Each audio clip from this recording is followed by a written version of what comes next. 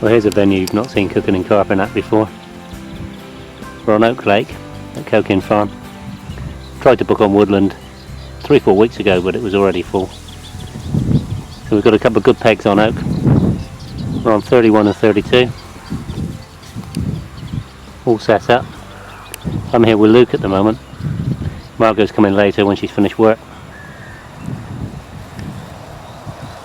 And then Luke's going off with Granny tomorrow.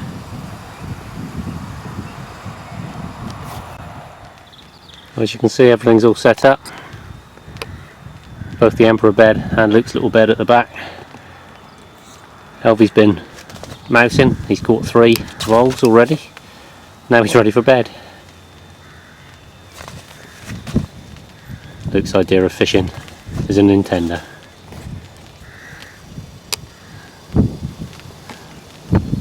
Now it's starting to rain. So it's a good job we got the bivvy up in time.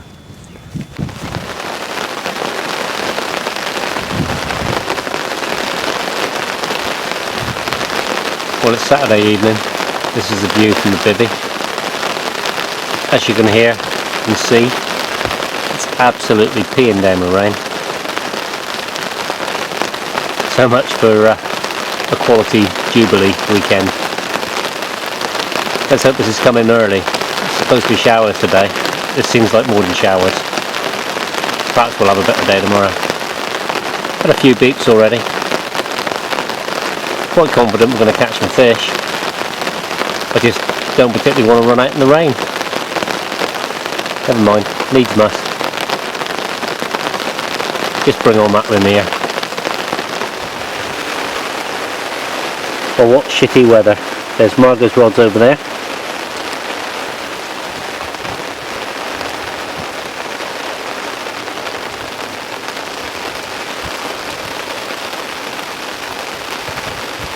And my rod's over there. And I'm huddled in the bivvy, watching the rain come down. The weather's been so perfect for the last couple of weeks. Get the weekend off. 4 days in a row. And look at that. Don't you just love the British weather?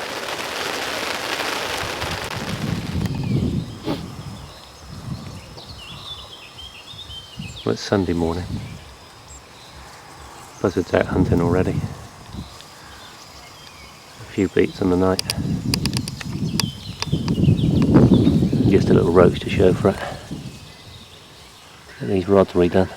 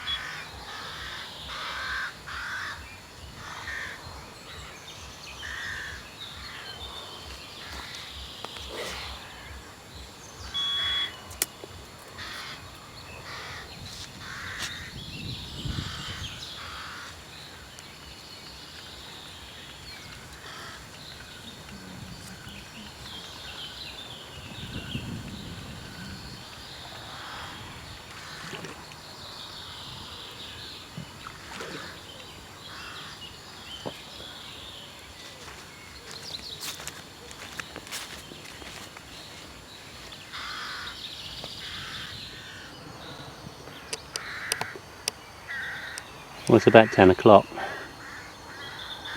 It's been very quiet on here, not many fish out. And the chance has come to move over to Woodland. A couple have decided that they've had enough and they've gone on home. So we're going to pack the kit up and make the move to Woodland Lake. I'd much rather blank on Woodland than Oak. See you in a bit. Well, this view is a bit more familiar. This is peg 14, on Woodland. Just managed to get everything set up before the rain came. My rods are down in there fishing back up to 13 because we've got 14 and 13 for the night. And Margot's still doing hers. Just one to go. She's fishing peg 14 proper. The whole atmosphere of this lake is just so much more pleasant. The birds are singing, everything's green and fresh. It's a lovely lake.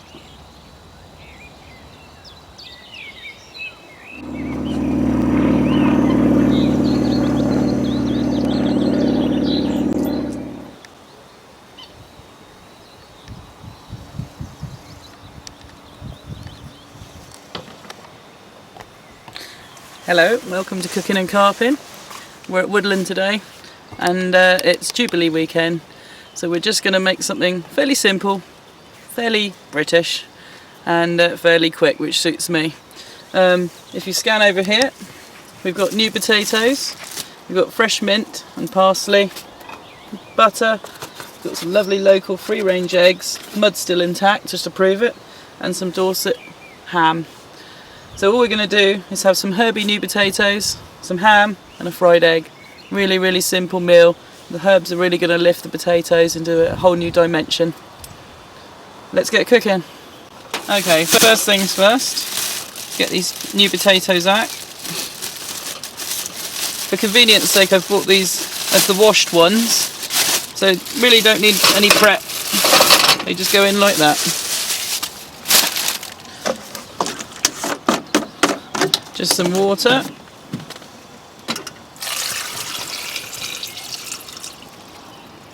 Just enough to cover them.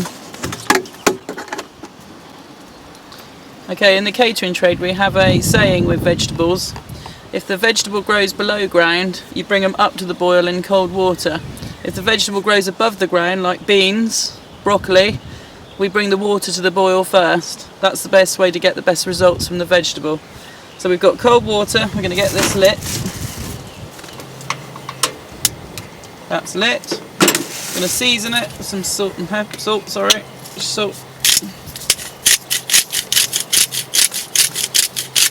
And then because of the time of year, I've got herbs out the garden here. We're just going to put some mint in to cook, which will really infuse in with the flavour of the potatoes as we cook. The rest of it is going to be tossed in butter with the parsley when we serve it up. So for a minute, that's all we've got to do. Okay, we have a bit of a rolling boil. I'm just going to test them. Way to test is if the knife goes clean through, which it certainly is not at the moment. Leave them a bit longer.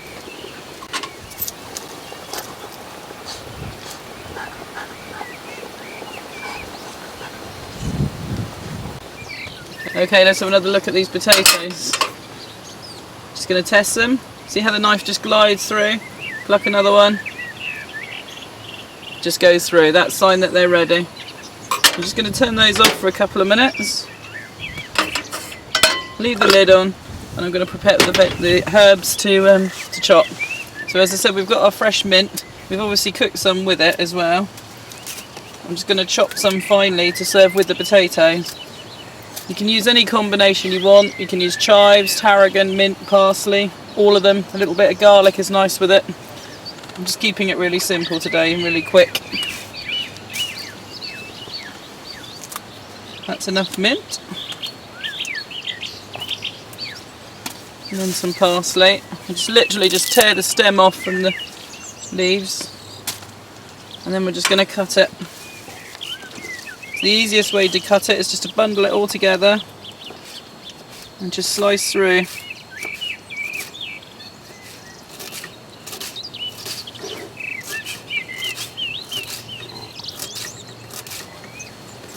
A little bit of effort like this just makes the potatoes so much more delicious. And while we're in the summer, we've got all this, I've picked this out of our garden this morning. It just makes it so much more delicious. Smells amazing.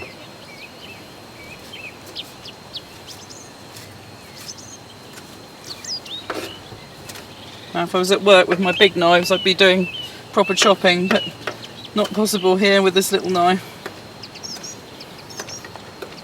Elvie's waiting for scrap. I think that will probably do it. It's just a matter of straining the vegetables off now, which I'll just pop to one side and do that out the way. Okay, just lift the cooked mint off. Just got some ordinary butter here. If you wanted to, you could use rapeseed oil or olive oil. Very chefy thing to do at the moment is to just crush the potatoes lightly and then call them crushed herby potatoes if you want to be really fashionable about the whole thing. That's some butter. And we're literally just going to scoop up all that mint and parsley and chuck it in.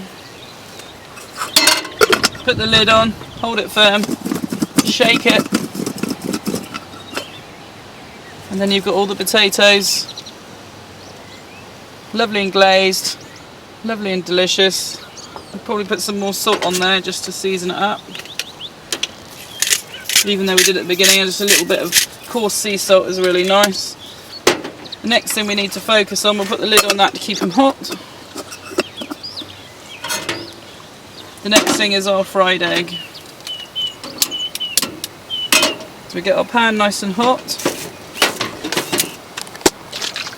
Spray as ever this is very good for your heart, this stuff, because very minimal spraying rather than a flood of oil in the bottom of the pan. We get an instrument for picking up the egg.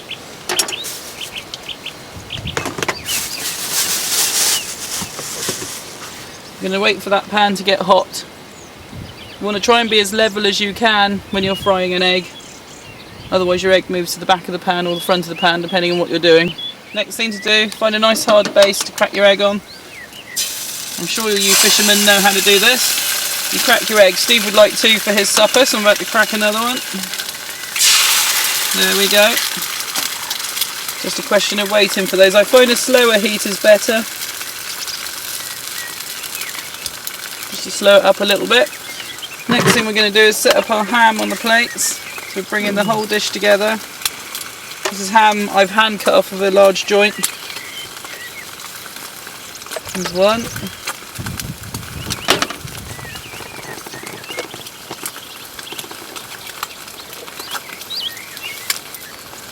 Two. There we go, just a question of waiting on the eggs now. It looks like we're going to need to be quick because it's starting to rain. Okay, see the eggs are almost set there now. I'm going to run the slice through the middle just to make it easier for me to handle it.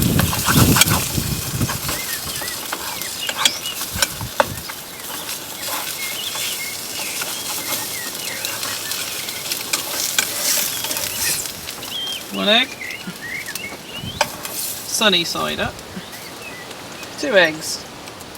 Right, we're going to crack another one and then we're going to serve the potatoes up and get this whole very quick dish finished.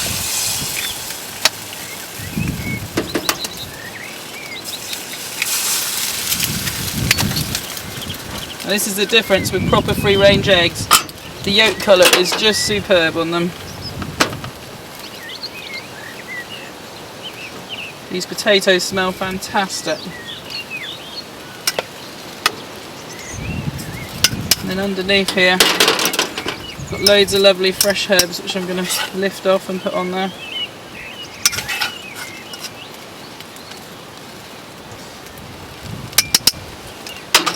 There we go, one completed plate.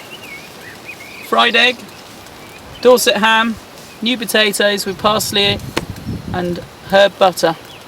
That's it from Cooking and Carping today.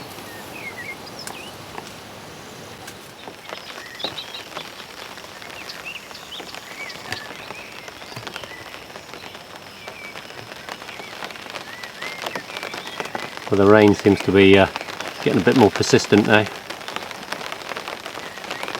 The day's drawing to a close.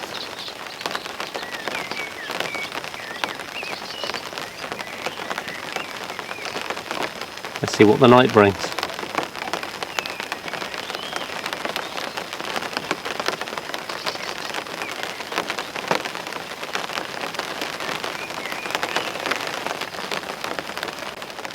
Right, it's 11 o'clock at night. Just had this one scream off just tight into the rushes on, it was set on halibut pellet for the catfish. It's only a little one, only £9, but let's get her put back. Well, it's Monday morning. It's a chilly old morning. It was ever so windy and rainy in the night. Now Albie always likes to start the day in a healthy manner. Part of his 5 a day is his morning Ribena.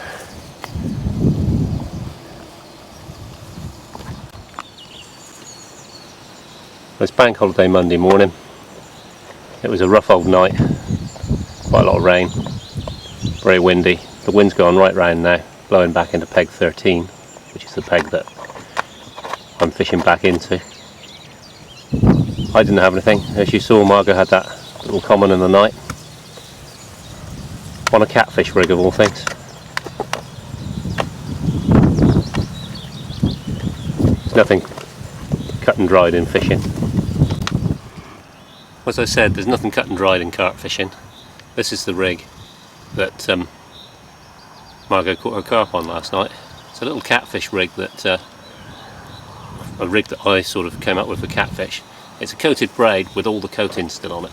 A big old Fangex size 6 hook with a nice long hair, and onto that hair we have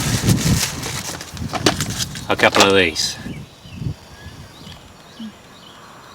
They go onto the needle quite easily because they're pre-drilled, and I like to use these long extender stops. The reason I like the extender stop is it goes into the pre-drilled hole and holds the bait nice and firm.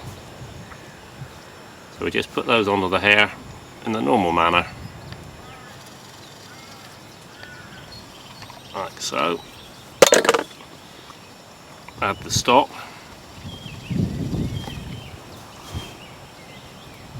Do it without my glasses.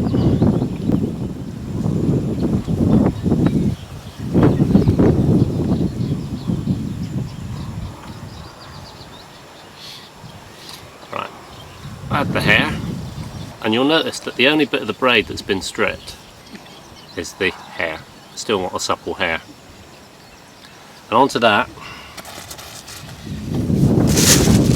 put a little bit of pellet.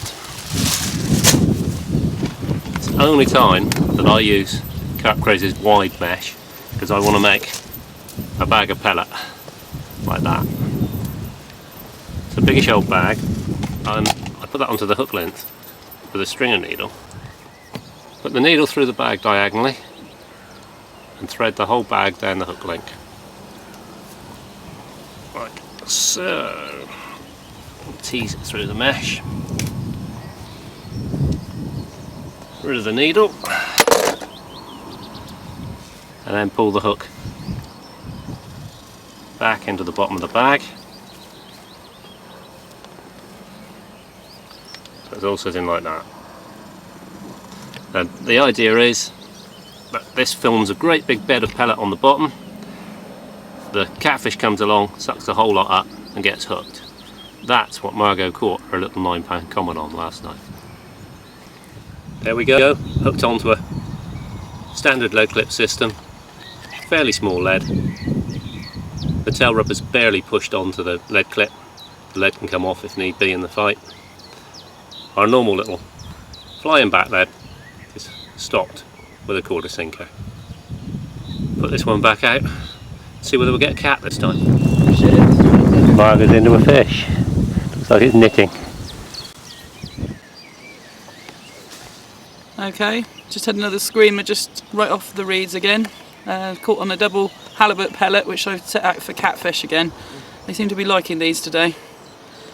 Only a little so he's going to go in the keep net. £6 exactly. £6 exactly, I think. Yeah, we'll treat that spawning damage first as well. There we go. It's little, but it's a fish. Okay, he's got some damage on him. I tend to use, rather than just the proprietary stuff, I'm a koi keeper as well, so I tend to use koi treatments rather than just the ordinary Corder or whoever's. This is a gel that's waterproof, and so it'll stay on longer. Treat the hook hold as well, seeing as it was a catfish rig. And unfortunately this one's got to go in the keep net and back in the stock pond to grow a bit bigger. Well, it's taken a while. Steve's just had a run.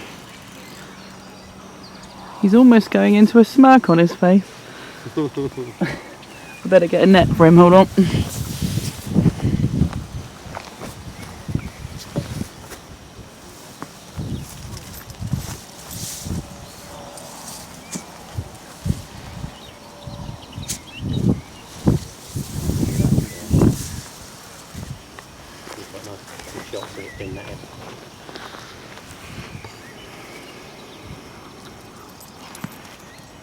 Don't think it's a keep net fish either. Oh, he always gets the big ones. You know, that's the thing about Steve. I get all the little ones, but I catch quite a few. But he doesn't catch very many. But when he gets them, they're whoppers. And yet we fish the same thing. That doesn't make any sense.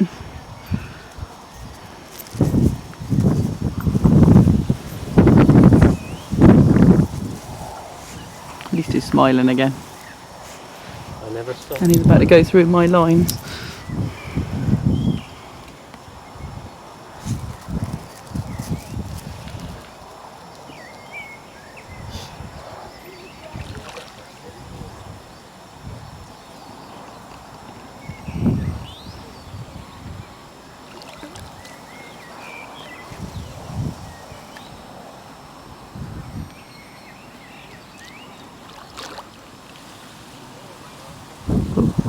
We're going to see a breath of fresh air in a minute.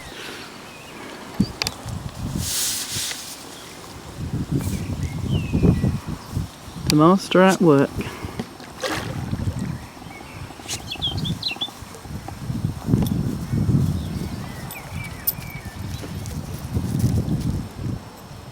Hasn't taken air yet, has he? Oh, that's a beauty. Very pretty. He's not ready. Would you like me to net him? Yeah, I think you better.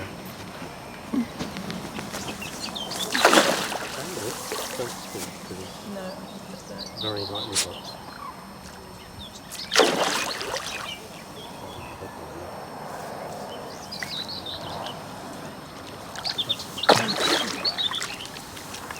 Yes!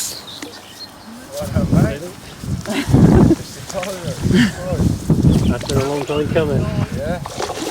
Last day of a 48.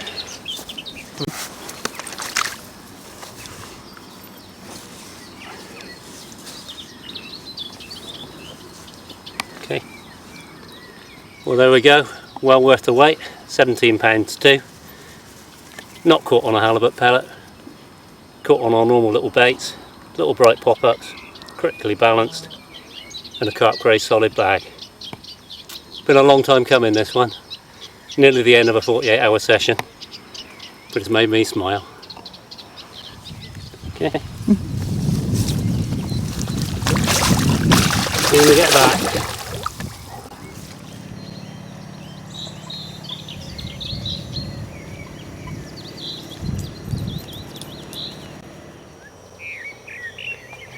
Now this is more like it. The sun's come out, the wind's dropped. Might be time to get the shirt off and top up the tan.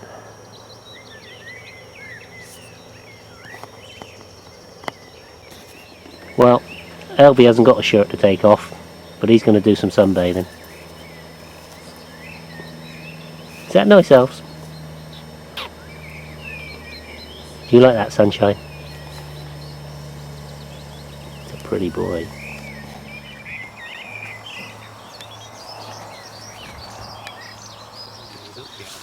This is the new Woodland style of bringing a fish in. It's all very hands-on.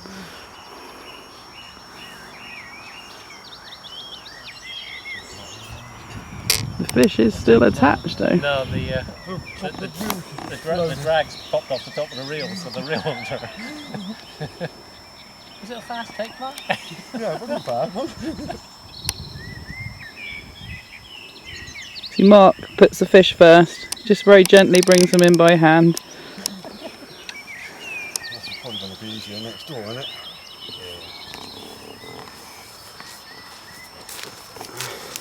Yeah, at least it get the line out of the way, won't it? Yeah. Might need to move that.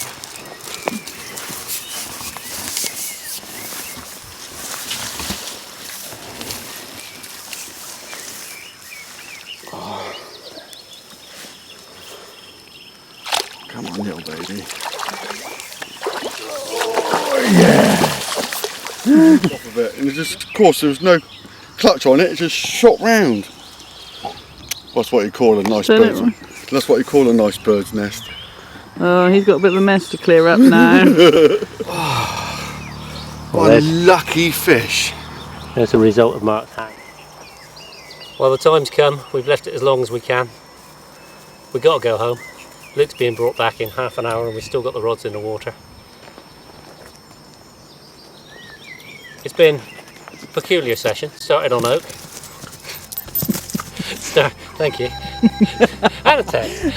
It's been a peculiar session. Started on oak, finished up on woodland.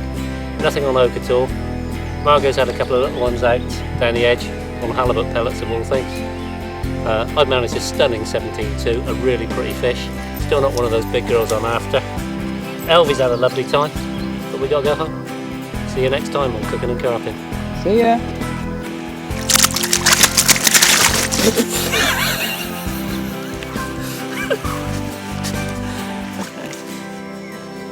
Excuse me, you're on film.